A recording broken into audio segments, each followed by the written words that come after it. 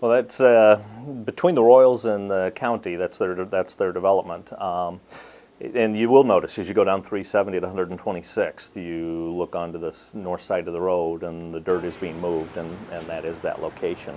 And then just west of that is where the new dam site will be. If people are familiar with Walnut Creek, another lake about that size.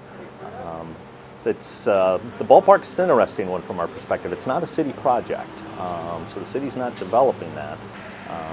Ends up a developer, in this case it just happens to be the county and the Royals, wanted to build the stadium. They chose Papillion. It is in our zoning jurisdiction, so it's going to follow our normal development practices, so we're very interested in it. So we're involved from a planning and zoning perspective, but a ballpark's a great amenity. You think of quality of life and what do you want to do in an evening, ballpark's a great thing.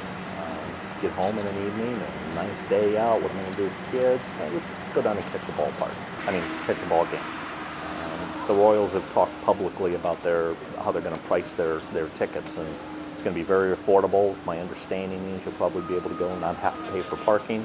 $5 could probably get you in, sit at the berm. Be a great environment. So as an amenity to the city, it'll be a great thing.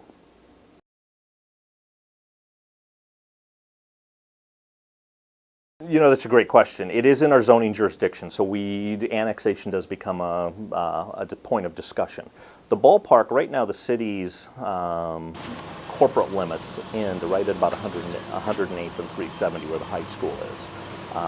So from 108th to 126th, that's an agricultural stretch. So immediately, would we reach over and annex that? No.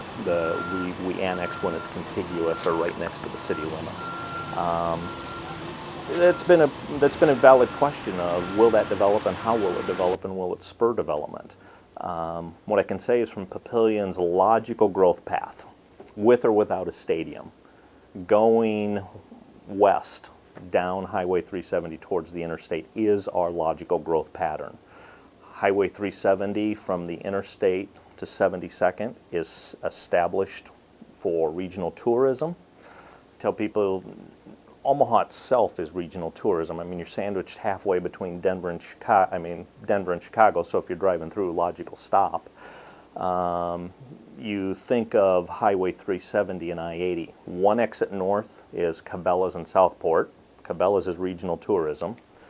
2 or 3 exits south, Mahoney, Sac Museum, regional tourism. We're right in between both of those.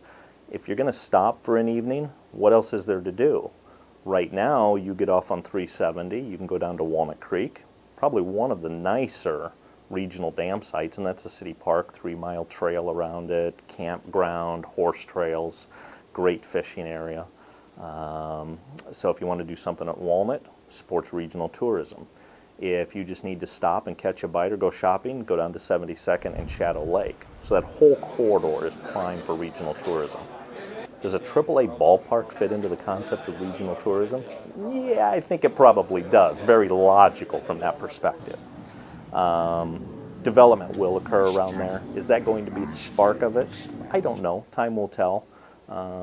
As it develops, we will follow our normal professional development practices, and at the appropriate time, we'll annex. We won't annex before that.